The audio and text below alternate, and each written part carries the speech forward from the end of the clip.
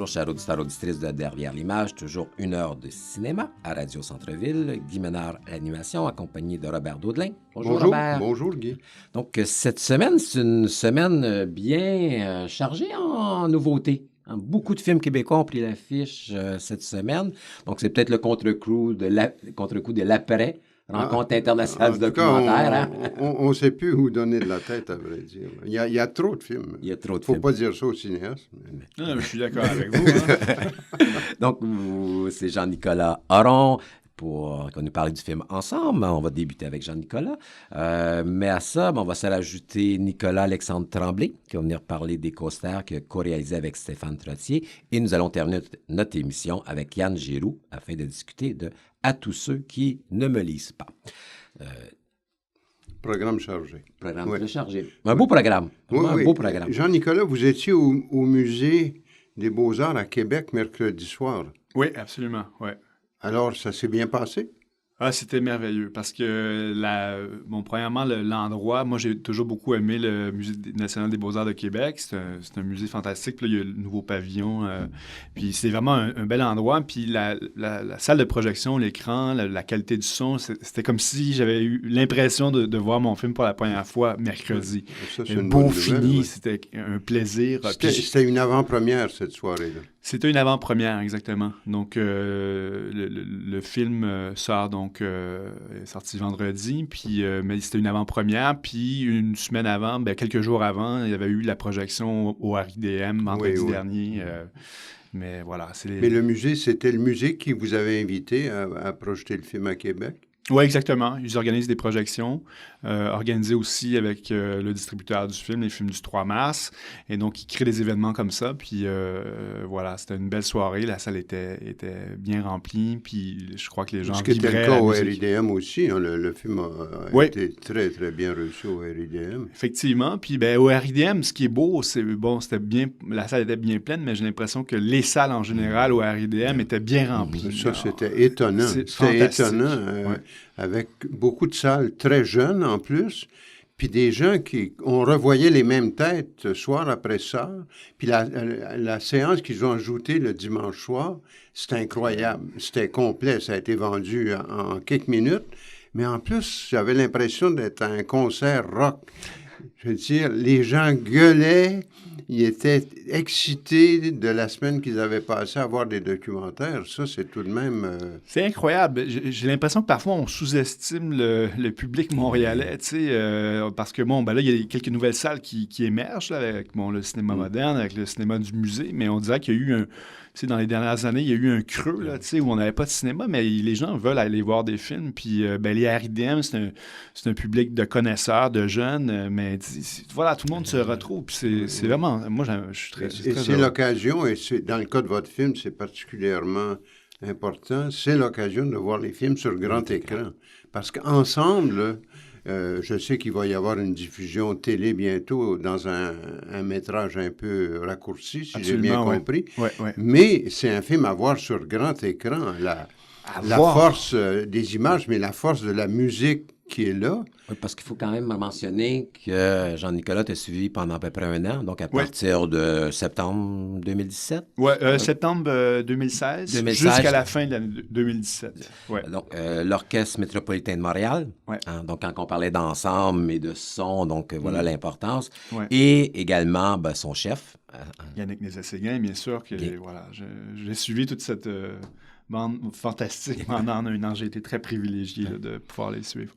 Avec un point de vue de l'intérieur. Hein?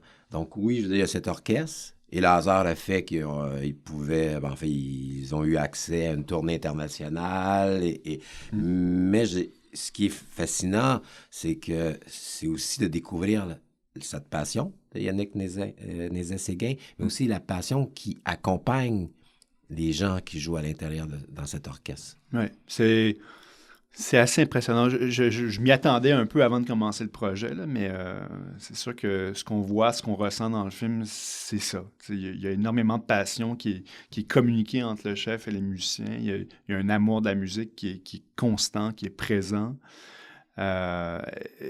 Voilà, c'est... Bon, le film va dans cette direction-là. C'est la couleur qui est donnée au film. C'est une couleur à laquelle je ne m'attendais pas nécessairement au début du projet. Je savais que c'était un orchestre qui fonctionnait bien, mais ensuite, tout cet amour de la musique, tout ce sens de la famille aussi, très fort, entre les chefs, le chef, les musiciens, et aussi toute la direction et l'administration de l'orchestre. Tout ce groupe-là, cet ensemble-là est très, très, très est bien uni, je vous dirais. Donc, et ça a été facile de vous faire admettre? Oui, ça a été le défi du film, mais ça a été en même temps facile. C'est-à-dire que c'est sûr qu'il y a eu tout un travail d'approche. Là, le film est né d'une conversation avec une des musiciennes qu'on voit beaucoup dans le film, Jennifer Bourdage, qui est aussi une grande amie de Yannick. Ils ont étudié ensemble et tout. Puis ça a été des discussions qu'on a eues. Elle me parlait de l'orchestre et tout, jusqu'au moment où on a su qu'il allait avoir une tournée en Europe. Tu sais. Puis, donc là, on a parti le projet, on a démarré le projet, mais ensuite, c'est sûr qu'il y a eu plusieurs semaines, mois, où moi, j'ai accompagné, j'ai suivi l'orchestre en répétition un peu dans les concerts et tout pour faire sentir un peu ma présence. Et puis ensuite, c'est sûr que ça a été pas un travail, mais c'était ça le défi aussi, parce que rentrer dans un orchestre, c'est comme pas évident. Une caméra, une perche, c'est un peu dérangeant là-dedans. Puis tout ce que tu veux pas, c'est déranger un orchestre. Tu sais, il ne pouvait pas y avoir de ça. Donc tout ce travail d'approche, puis aussi de rentrer un peu dans le groupe, c'était ça le défi, mais c'était aussi la beauté de la chose. C'était ça qui était le fun. Moi, je suis à la base quelqu'un qui est relativement solitaire, mais en même temps, je vais vers les gens, puis là, je me sentais vraiment privilégié d'être avec eux. Là, Parce que dans les textes de présentation du film, on insiste beaucoup sur la tournée. C'est un moment important dans l'histoire de l'orchestre. Ouais. Mais dans le film, la tournée, c'est relativement bref. C'est la vie de l'orchestre qui nous occupe et grâce à vous qu'on arrive à partager avec les musiciens. Puis les portraits qui sont sélectionnés à travers l'orchestre nous permettent justement d'entrer d'un peu plus près dans ce qui est le quotidien de ces gens-là, puis d'un métier très particulier. Oui, oui. Bien, quand le projet a démarré, c'est sûr que c'était l'idée de la tournée en Europe, mais internationale, mais moi, je voulais pas seulement arriver pour ça. Je me disais, si j'arrive, puis... Allez, on part là, oui, ben là, il n'y a pas de film. Il n'y a pas de film. Je pense pas qu'il y aurait eu quelque chose. Et donc, je voulais les suivre auparavant, un an avant, savoir c'est quoi la vie dans un orchestre. J'avais beaucoup de curiosité. Moi, je ne viens pas d'un background musical. J'avais énormément de curiosité par rapport à c'est quoi la vie dans un orchestre, quel est le travail entre le chef et ses musiciens, quelle est la direction que le chef peut prendre ou donner, quelles sont ses indications. Moi, j'étais très curieux de ces choses-là, un peu comme au cinéma aussi.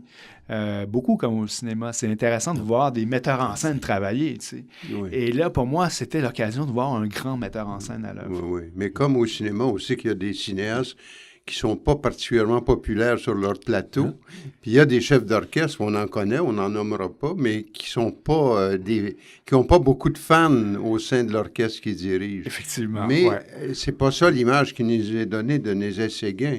Il a tellement l'air à faire partie de la bande, mais comme il a grandi avec l'orchestre, je pense que là, il y a une différence fondamentale dans son rapport. Effectivement, il y a cet esprit familial qu'on retrouve à l'Orchestre métropolitain. C'est beaucoup cette relation-là entre les musiciens et Yannick. Donc, je pense qu'il y a une admiration réciproque, il y a une entente qui est très forte. Je pense beaucoup, ça c'est beaucoup Jennifer, donc la pianiste qui en parle souvent. Quand les musiciens sont dirigés par Yannick, ils voient dans les yeux de Yannick tout cet amour que lui ressent pour eux, ce respect et tout. Et donc, c'est un échange. Et on le voit quand on regarde, je crois, Yannick diriger, on le voit. C'est très beau les moments dans le film où il donne son avis de la partition sur laquelle il travaille. Notamment quand il parle de la quatrième de Shostakovich, c'est formidable. Je veux dire, il arrête la répétition pour mettre les choses au point. Ben, après, on repart. Ouais. Mais ça, c'est très beau, cet aspect-là du travail. C'était ça, beaucoup, moi, ma curiosité personnelle. C'était voir, OK, qu'est-ce qui fait qu'une œuvre qui a été jouée des dizaines et des dizaines et des centaines de fois parfois dans le répertoire classique, qu'est-ce qui fait que cette œuvre est différente quand elle est interprétée par l'Orchestre métropolitain et par le chef? Quelle est la signature, la patte du chef dans l'interprétation d'une œuvre? Moi, c'est ça qui m'intéressait comme personnellement, mais égoïstement d'une certaine façon. Mais c'est intéressant parce qu'en tant que spectateur, c'est aussi, je veux dire, ce qu'on reçoit. Il y a une certaine forme de démocratisation d'un orchestre. Parce qu'en général, ces gens-là arrivent avec le gros instrument, on les comprend pas trop, ils ont l'air un petit peu dans leur bulle, alors que là, pendant tout le film, on découvre, ce rapport que le chef a avec les œuvres, mais aussi le passé de certains de ces musiciens. Tu sais, d'apprendre que le père était cheminot, que d'apprendre que finalement, c'est des gens ordinaires. Que le contrebassiste vient de la musique punk, ça, c'est...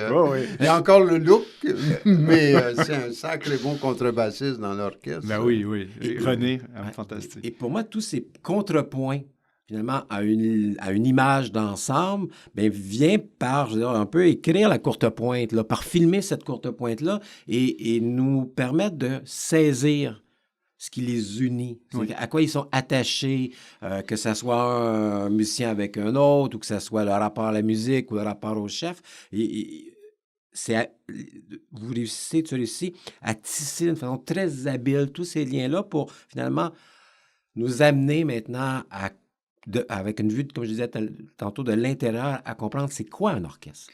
C'est ça, parce qu'on a souvent cette image, tu sais, un peu glaciale, on la pénètre pas. Il y a le chef avec les musiciens autour, il n'y a pas réellement d'identité.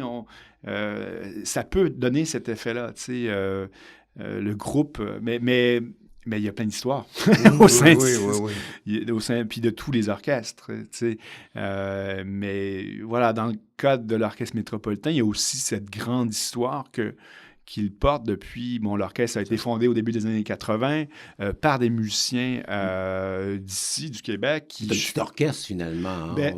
Qui était né vraiment du désir, parce que, vous savez, comme partout ailleurs, j'imagine aussi, il n'y a pas plusieurs orchestres au sein d'une ville, tu sais. Et donc, ici, il n'y avait pas... il y a l'Orchestre symphonique de Montréal aussi, mais à un moment donné, il manque aussi de la place pour que les musiciens peuvent jouer. Donc, l'Orchestre métropolitain est né de ce désir des musiciens de pouvoir jouer cette musique-là symphonique. Et donc, elle est belle, cette histoire.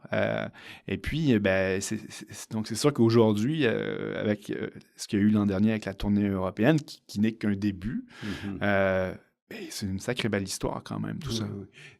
Vous avez tout fait, hein? Vous avez fait la caméra, puis le montage aussi. Ouais.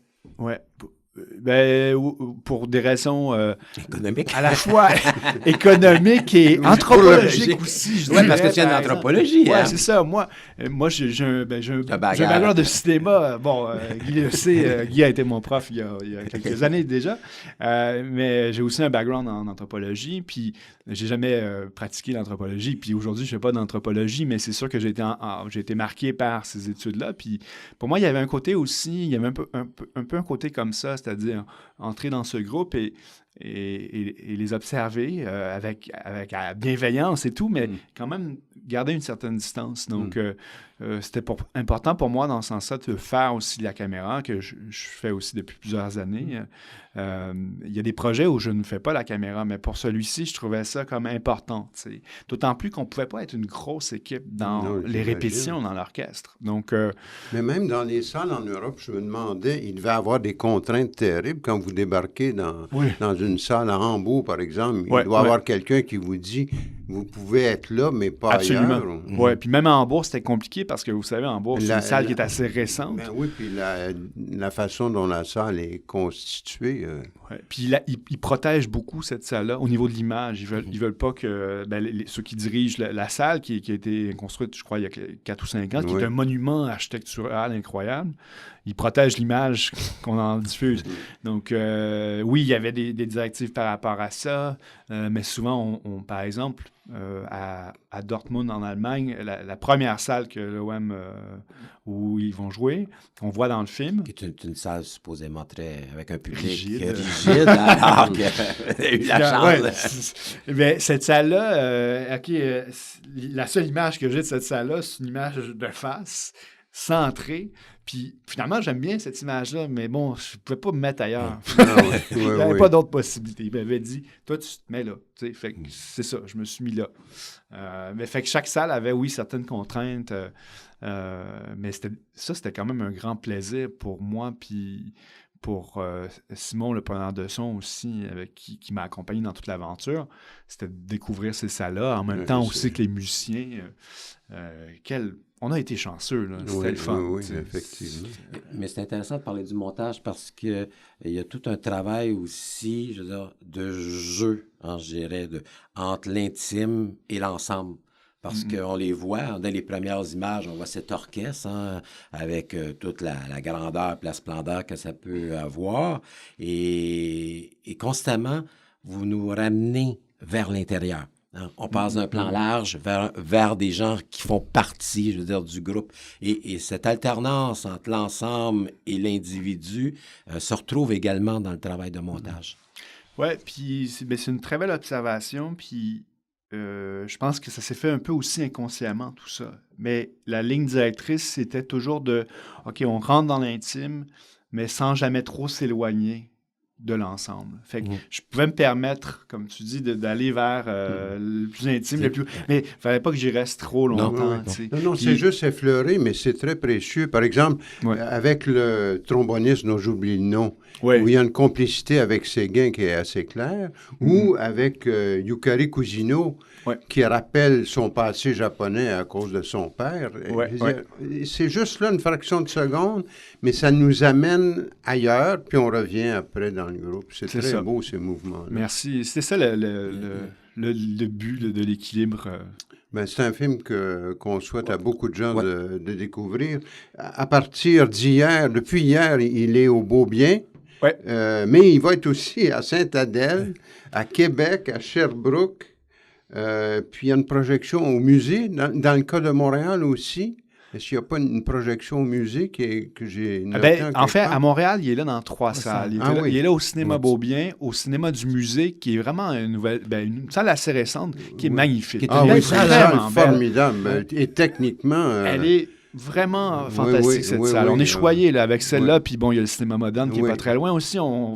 C'est des belles choses. Puis il y a aussi Il est au parc aussi. Il est au Cinéma du Parc, qui est dans 3 salles à Montréal, puis c'est sûr, allez le voir. C'est un film, oui, à la télé, c'est une expérience, mais au cinéma, c'est une sacrée belle expérience aussi, avec le son et tout. Il faut profiter du froid pour aller être réchauffé par la musique de l'Orchestre métropolitain. Exactement. Merci beaucoup, Jean-Nicolas. Merci à vous. Merci.